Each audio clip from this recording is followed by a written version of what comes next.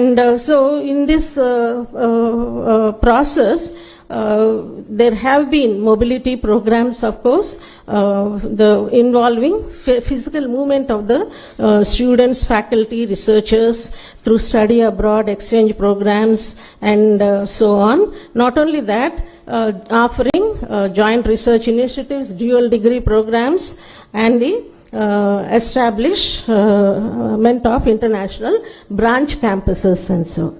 And the last one which has been identified is leveraging technology in education by integrating digital tools and resources so that learning becomes more engaging, accessible, and effective. And the AI-powered platforms I think are increasing these days, not just in science and technology, but even in language teaching. There are researchers who are experimenting with using AI-powered tools in teaching languages. And so that way we can have an interactive content which caters to individual student needs and learning styles, and they can learn at their own pace. And also because of this, we have lot of access to information and other resources in the form of online libraries, academic journals, massive open online courses like MOOCs and so on.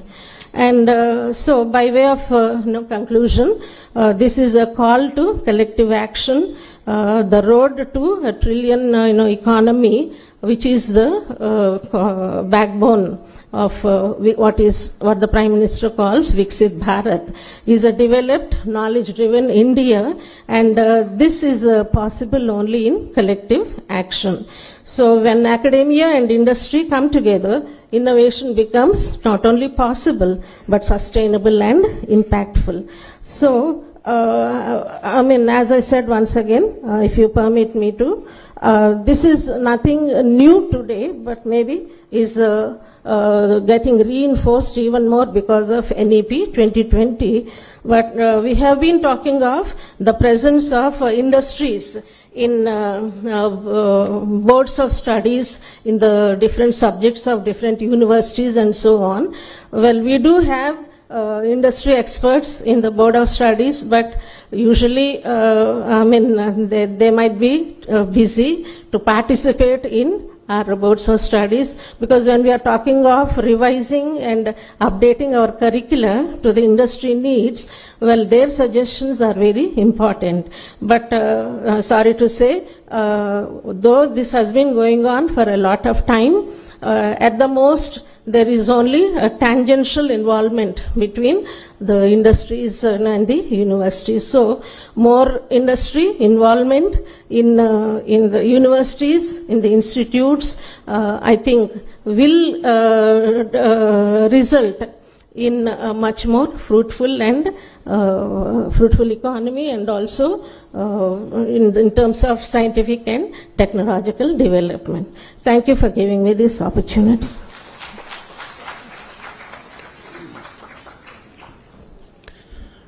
Thank you, Professor, for your informed, comprehensive perspective. And now, ladies and gentlemen, the moment we have all been waiting for, it is our privilege to welcome the chief guest for this inaugural session, Sri Nara Lokesh, Honorable Minister for Human Resources Development, IT, Electronics and Communication and Real-Time Governance, Government of Andhra Pradesh. We request you, sir, to deliver the inaugural address. Thank you.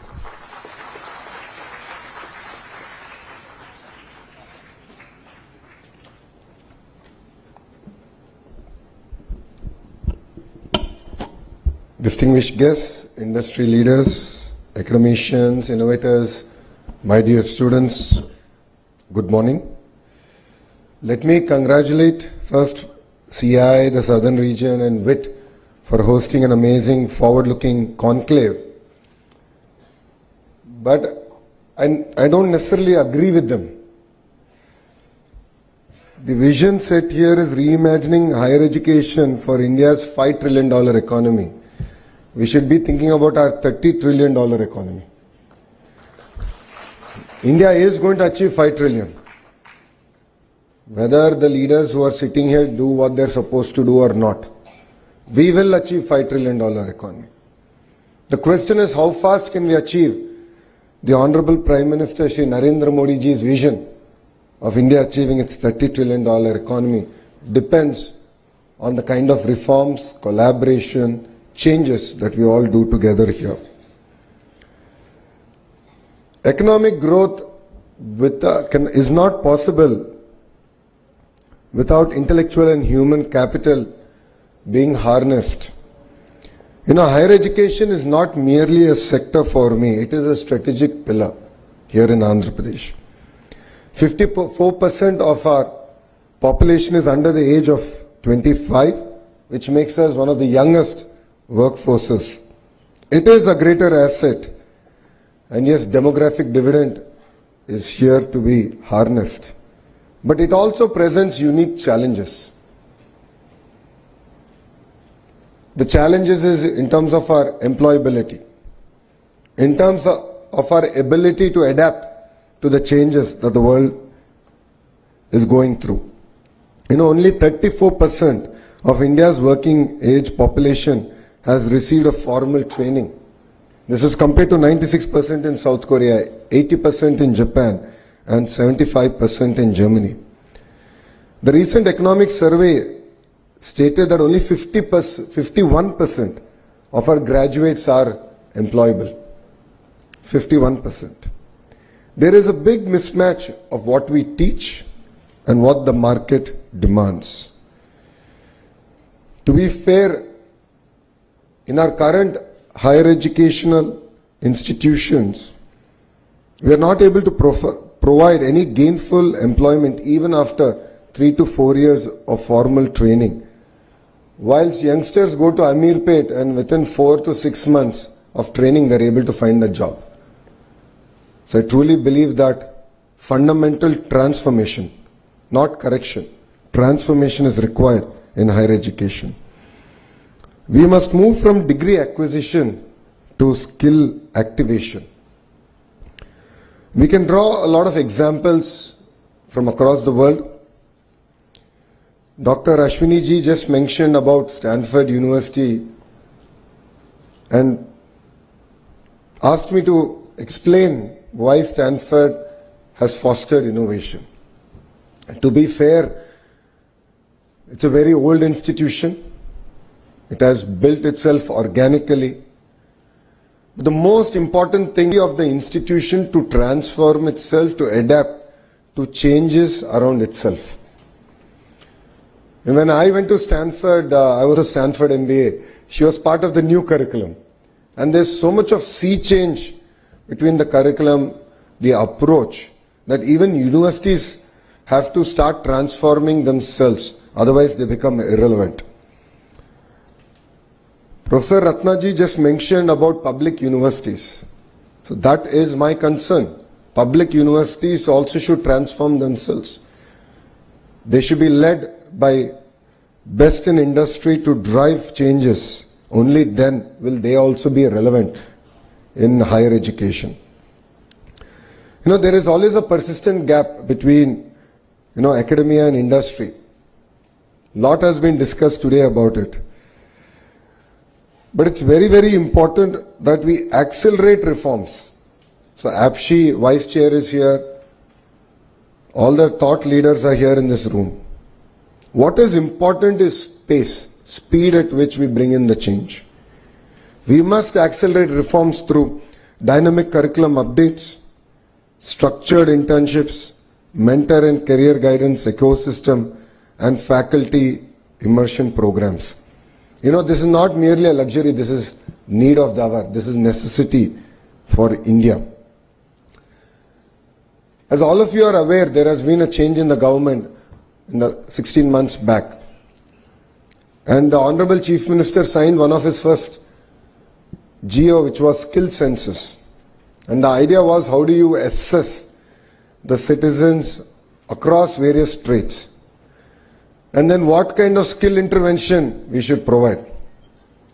As leaders have said, Mr. Naidu is a visionary. He always looks ahead of the time. And then he leaves execution to youngsters like me. We tried skill census in its traditional census format in my own constituency, Mangalgiri, and we failed miserably. We were unable to assess across the various traits that today people are gainfully employed. And that is where we have just launched an initiative called Naipunyam. And Naipunyam is not merely a supply-demand aggregator of jobs, but it is a platform to assess skills across any trait available. And that is where AI has really come to help us. So you're an AC mechanic or a two-wheeler mechanic to an AI engineer, you will be assessed using AI, and we will be able to give you clear skill interventions, including training, so on and so forth, to help you upgrade. You know, our youth is globally recognized for their adaptability, discipline. And to be fair, Andhra Pradesh has led the revolution of IT from the front. And that is why if you look at all the major global institutes and companies are all headed by people from the 2 Telugu-speaking states. You know, we have great institutions now in Andhra Pradesh, including WIT, and the IIT Tirupati, IIM Visakhapatnam, and of course our public universities are going through their own transformative phases. But what makes it even more exciting is Andhra Pradesh has positioned itself for the next generation of jobs, next generation of startups. It could be in data, it could be in quantum, it could be in innovation. Andhra Pradesh will lead from the front. Drawing from the inspiration of our Honorable Prime Minister, we have created our own vision 2047 called Swarnandhra. It is to achieve a $2.4 trillion economy here in Andhra Pradesh by 2047. And to all the youngsters here, because you will definitely see this vision happen, you will see 2047. Take it from me, we won't need that much time here in Andhra Pradesh to deliver our target. I believe that there are 5 transformation pillars that are very, very important for us to achieve it. One is curriculum to careers. It's very, very important to shift from textbook learning to competency-based problem-solving education.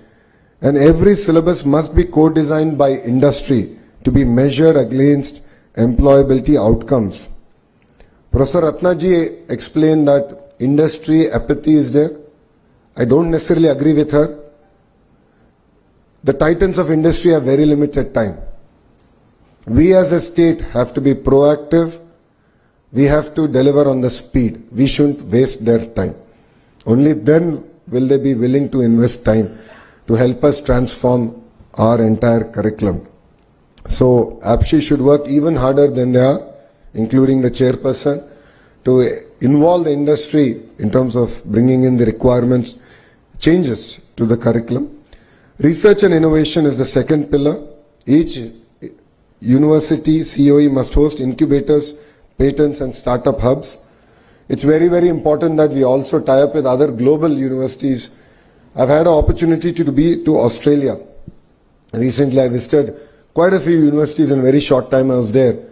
It's fascinating to see the kind of research that's happening there and how each university over a period of time has developed deep understanding and deep research in a sector. So a great example of this is a New South Wales University, which is, while it offers courses across sectors, their specialization is in solar cell. And I saw a 10,000 square feet rapid prototyping center, which was quite inspiring. And we are going to bring it to IIT Tirupati. We're already in touch with them to sort of look at how can we now bring collaboration between industry, academia and research together. So I think this is very, very important for all of us to work. The third pillar is our digital future skills. AI, quantum, semiconductors, green tech, robotics are here. But as Selvam ji has said, please don't outsource your creative thinking to ChatGPT or Gemini. While trivial tasks, we can use it. To be fair, please don't replace your creative thinking or critical analytical thinking using ChatGPT or AI tools. Internationalization is something that was discussed threadbare.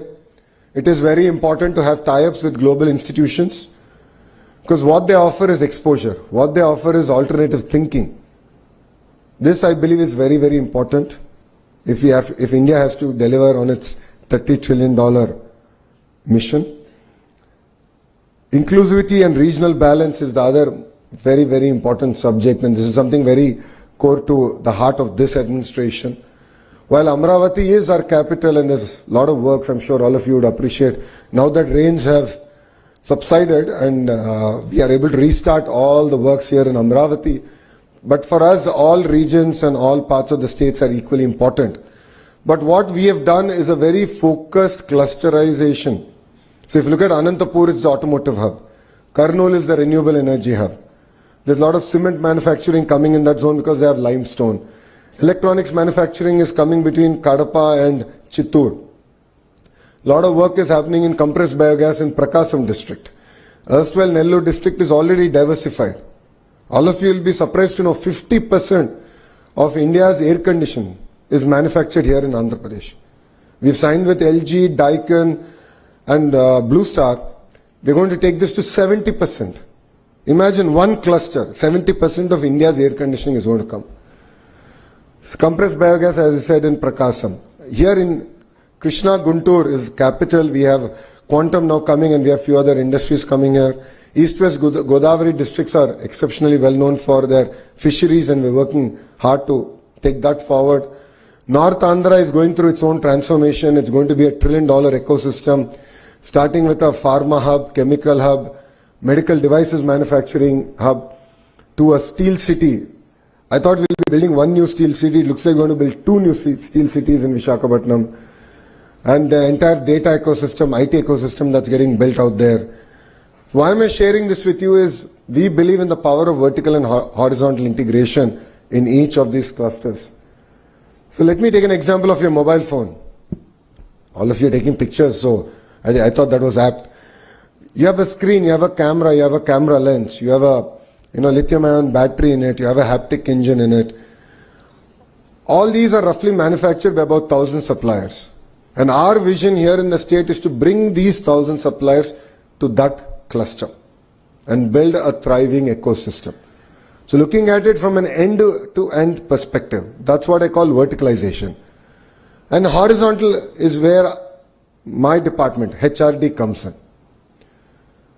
Curriculum, skill development, testing of equipment, and third thing is certification of this equipment.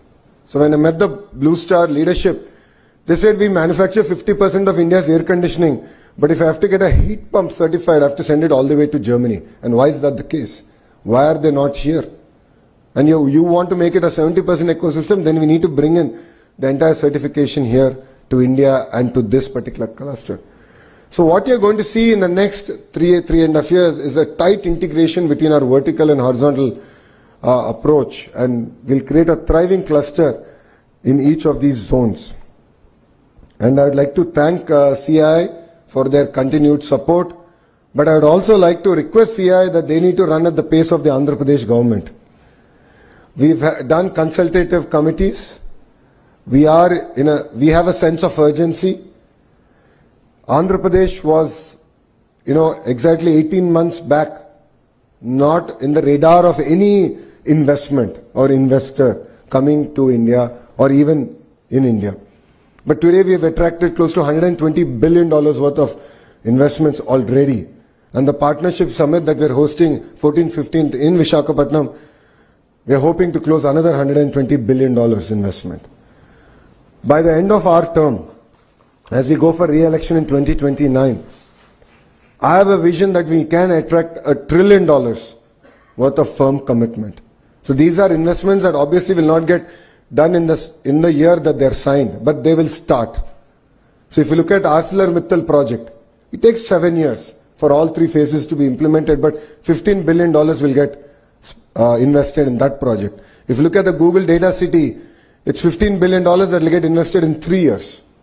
So we will bring $1 trillion worth of investment here to Andhra Pradesh, but I would request CI to run at the pace of Andhra Pradesh government so that we can work collaboratively, we can look at changes proactively, and we are here not to waste your time.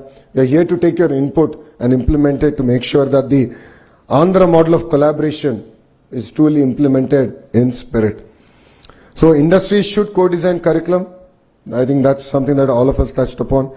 Universities should host industry labs. So I'd request WIT also.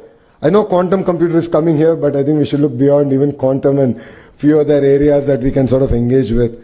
And of course, as a government, we are here to provide an enabling framework, a policy framework that is not rigid, that is not tight.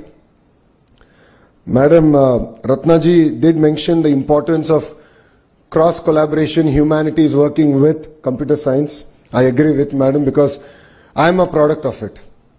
My bachelor's is in information systems, but in Carnegie Mellon it was not part of the computer science school. It was part of humanities and social science. So where 50% of our curriculum was about managing people, projects, execution, timelines, and 50% was only on technical programming, coding and so on and so forth. So I think we have to, as state, as APSHI, we have to be a lot more flexible, lot more proactive. Our policies have to be very, very proactive to ensure that this kind of collaboration can actually be achieved. And yes, together with all the youngsters in this room, we will make India proud. And honestly, I'm tired of hearing about Beijing, Shenzhen, Tianjin. It is time to hear about India's models. We have a gift city, we have Amravati, we have our own models that will thrive over the next decade.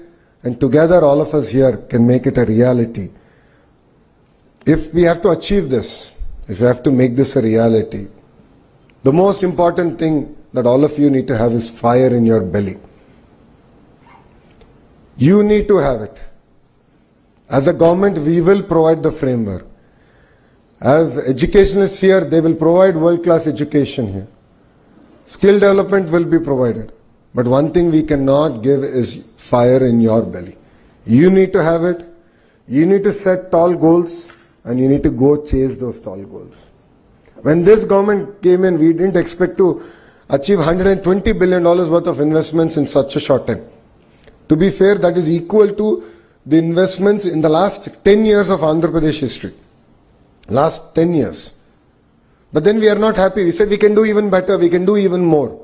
And that is why we're chasing it. That's because we have fire in our belly, and it's important that you have fire in your belly. And dream big. People around you will laugh. People around you will make fun. But if you don't dream, you really cannot achieve what you want to achieve. If we don't dream, we cannot make India a developed nation. So dream big, but then care to achieve. You have to be meticulous, you have to focus on your execution and ensure you put in the time that is required to deliver it. And honestly, life is not a destination, it's a journey. It's important that we constantly learn. You constantly expose yourself globally on what's happening. Enrich your knowledge, work together and build a collaborative environment. And life is never a straight line. The highs are very high, the lows are very low. If there's anyone who's gone through it, it is me. In 2019, when I contested in my constituency, which my party only won in 1985, I lost. A lot of people made fun of me, but I didn't care. I said my goal is set. I am going to go about achieving it. 5 years I worked hard. I didn't leave it. I refused to accept defeat. And 2024, I won it with one of the highest majority in Andhra Pradesh history. Life is not fair, but then keep at it. Only if you work hard, you can achieve the targets that you set yourself out to achieve. And Partnership Summit is one forum. I know that quite a few partners here are coming. We should engage, we should exchange ideas. And definitely my goal is very simple. Strong states is strong nation. When states compete, India wins. So we will compete with Tamil Nadu, Karnataka, Telangana and all other states, including Gujarat. And I'm sure India as a country will win. And the most important thing, I would like to request APSHI, WIT, to all our partners here, that speed is of the essence. It's no longer about big versus small. It's about slow versus fast. Today, Andhra Pradesh is able to ground so many projects. It's sheerly because we take it upon ourselves to ensure that speed is delivered. Only then we can achieve what we want to achieve. I know that curriculum changes are not easy. I know that there's always will be a lot of resistance. But I would like to request the titans of the academia also to approach the subject with open mind. What we have done so far has worked for us. I'm not saying it's not worked for us. But I don't believe it is enough to take us to our $30 trillion goal. So we have to have open mind. We have to embrace changes a lot more proactively. All the HODs have to look inward into their own departments. See how we can sort of improvise. It could be a transformation or it could be reforms. But we have to do it. There's no second thought about it. So I request all of you to embrace speed and definitely make Andhra Pradesh proud. And all of you are part of history. You know, when I was growing up, because everyone here is quite younger than I am. So when I was growing up, I saw Hyderabad develop in front of my eyes. I was jokingly saying, I've seen every part of Outer Ring Road get developed in front of my eyes. I remember how we used to crib that there was no connectivity to Shamshabad airport back then. But today it's of course very well connected.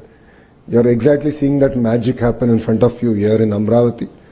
Next 3 years is going to be a really transformative experience for Amravati, for Andhra Pradesh. And all of you are going to witness history in making. And all of you should be part of this history. You should look at starting companies. You should look at nurturing things. Embracing opportunities that the great state of Andhra Pradesh is going to give you. So thank you very much. Thank you very much for having me here. And I look forward to more interactions. Next time around, I would love to interact with students, understand their aspirations, their expectations. And I'll bring my entire APSHI here. They will also have to understand because I keep telling them they're yet to catch up to my speed. So they need to come in front of students. I think then they'll be able to appreciate the hunger, the fire in the belly that our children have. I look forward to coming back and interacting with students again. Thank you very much and Jai Hind.